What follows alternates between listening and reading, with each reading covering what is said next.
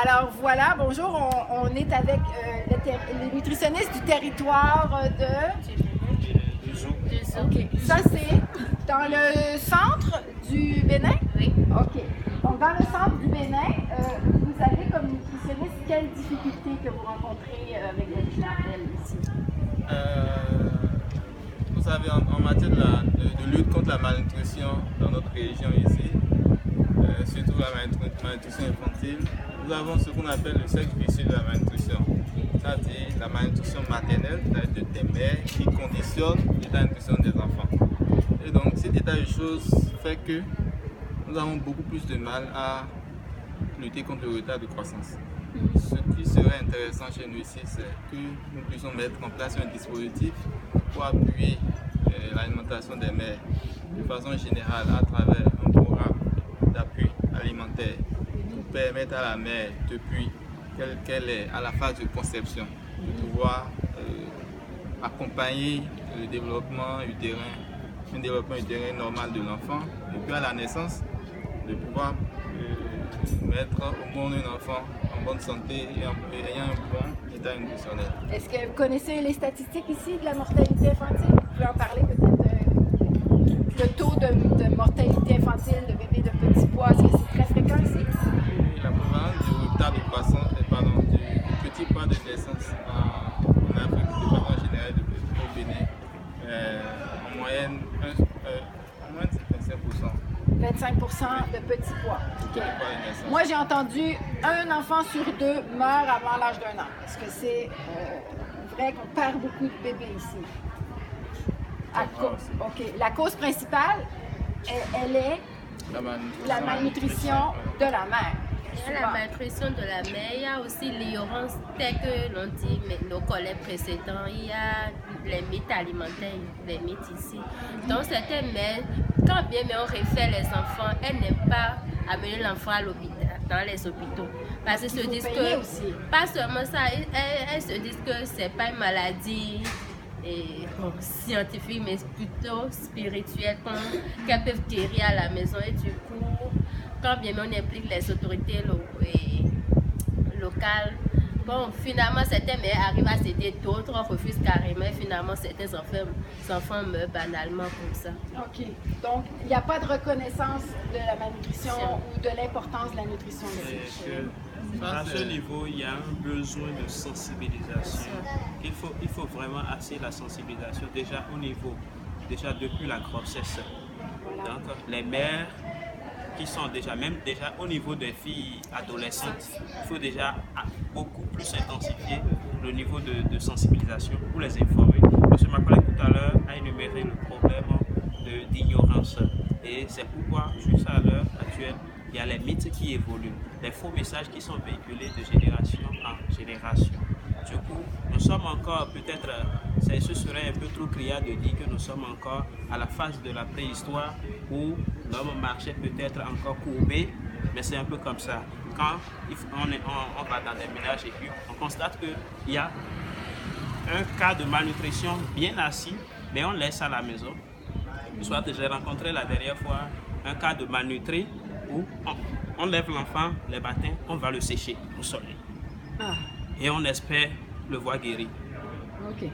Donc, par la force des choses, si ce n'est pas grâce au financement de certains projets où il y a la bonne volonté qui se manifeste, on aurait perdu cet enfant. Par la grâce des choses, actuellement, moi je suis sur un projet appelé projet multisectoriel de l'alimentation, santé et nutrition. Et grâce à ce projet, il y a une subvention pour la prise en charge de la malnutrition. Donc on les réfère au CNT, les centres nutritionnels thérapeutiques. Donc cet enfant a été référé, il a été récupéré, et c'était de la joie. Or, précédemment, on disait que ça, c'est pas une maladie où on peut guérir à l'hôpital, mais il faut prier, il faut même pas manger. Donc l'alimentation n'a pas rapport dans certains cas, oui. On voit pas le lien.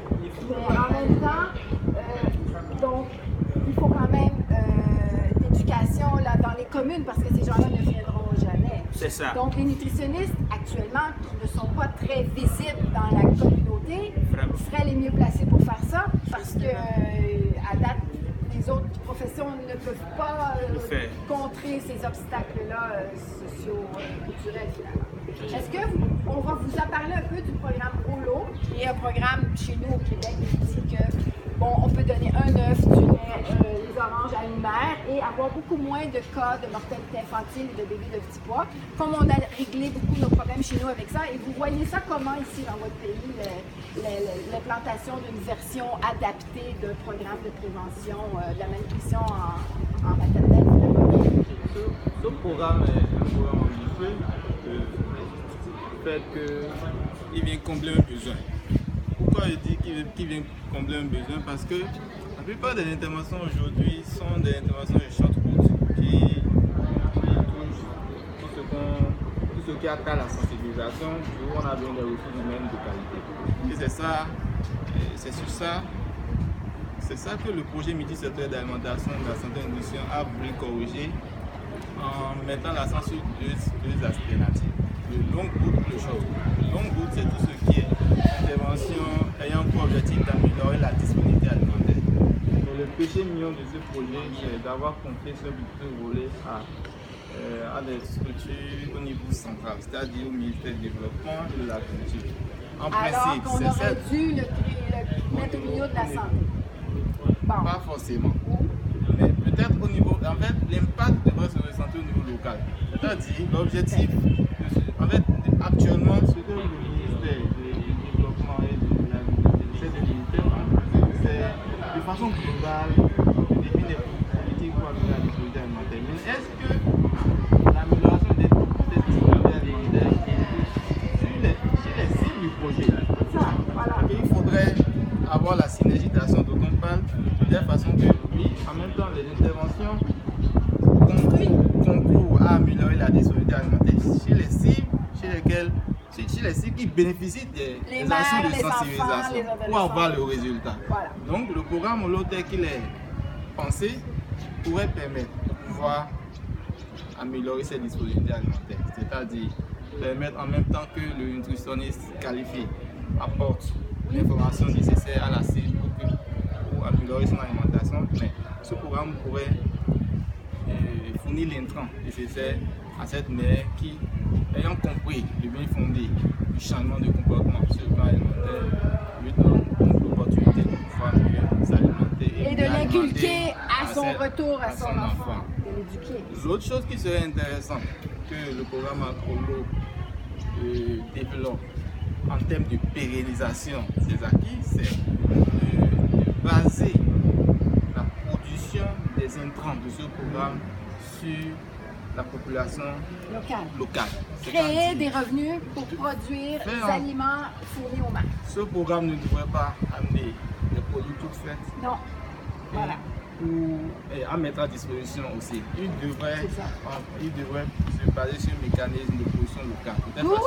On a besoin de l'adapter justement. Tout à fait. Il ne faut pas juste faire comme chez nous. Donc, tu vas définir les besoins dans des aliments qui devraient être utilisés pour pouvoir mettre en place ce programme dans notre version et dans notre contexte. Tout à fait. Donc, ça demande beaucoup de travail et beaucoup de ressources. Deuxièmement, voir au niveau local quelles sont les communautés qui pourraient contribuer à produire.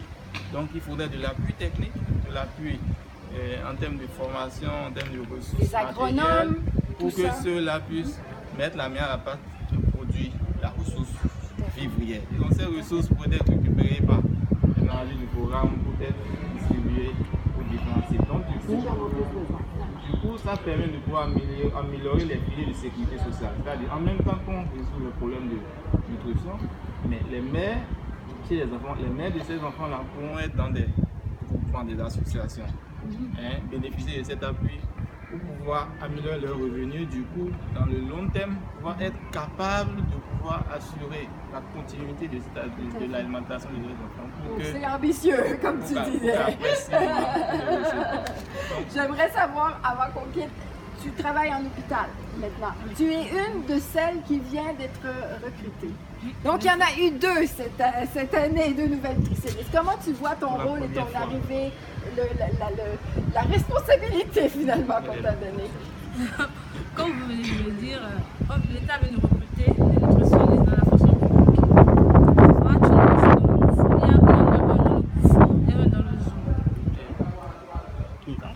Donc, on va dire que c'est un hôpital de zone, un grand hôpital, mais il n'y a pas de prise en charge nutritionnelle, que ce soit pour les enfants, pour les femmes enceintes, que pour les PVVIH, les tuberculeux.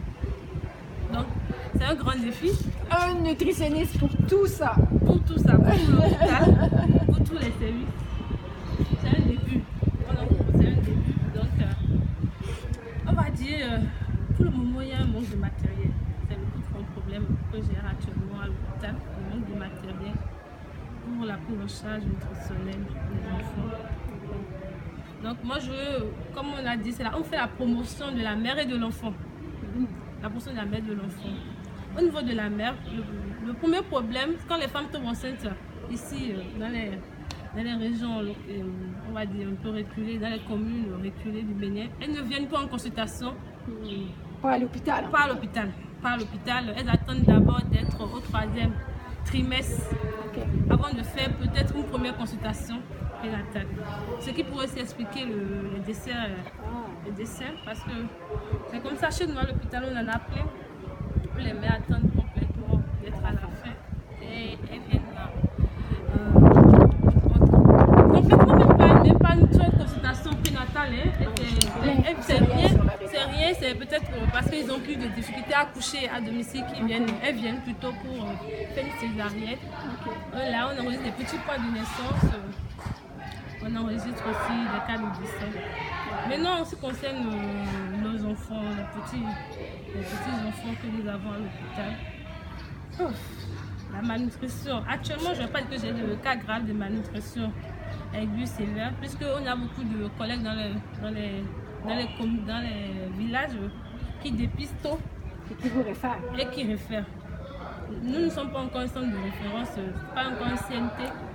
Nous sommes juste un centre ambulatoire, on donne les produits, les ATP aux enfants, On essaie d'avoir des séances de counseling avec les mères pour parler de l'alimentation, de la diversification de l'alimentation avec les mères, en quelque sorte de reprendre les habitudes alimentaires. Parce que chez moi, à Adja, je suis dans le Koufo, ils cultivent plus du maïs.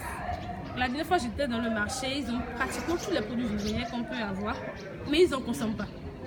Ils les vendent, ils n'en consomment pas. Ils ne les gardent pas pour leurs enfants. Non, ils ne les gardent pas pour les enfants parce qu'ils sont habitués à manger le maïs, que le maïs. Le repas du matin, le maïs, le repas de midi, le maïs, le repas du soir. Donc c'est la gestion. C'est la gestion. L'utilisation. Le transport aussi de tout ça. Ils n'arrivent pas. Donc, comment je vais dire, le premier défi qui s'offre à moi aujourd'hui, c'est de parler en quelque sorte de la diversification alimentaire, de parler de l'utilisation des aliments, de dire comment valoriser ce qu'ils cultivent, ce qu'ils font pour améliorer la santé. Parce que les ressources sont là. Les ressources sont là. Les ressources sont là. On n'a pas besoin de s'inquiéter qu'ils manquent de nourriture au Bénin. Non, ils cultivent très bien. Non, il manque de ressources. Il manque de revenus. Oui, on va dire, comme l'a dit ma collègue tout à l'heure, l'ignorance, parce qu'ils cultivent la terre, ce ne sont pas des paresseux, ils cultivent la terre, ils travaillent très bien, ils ont beaucoup de produits à leur disposition, mais juste qu'ils n'arrivent pas à se dire que ça, j'en ai besoin. Vous voyez, j'en ai besoin, il faut que je mange, il faut que je dise que j'ai produit.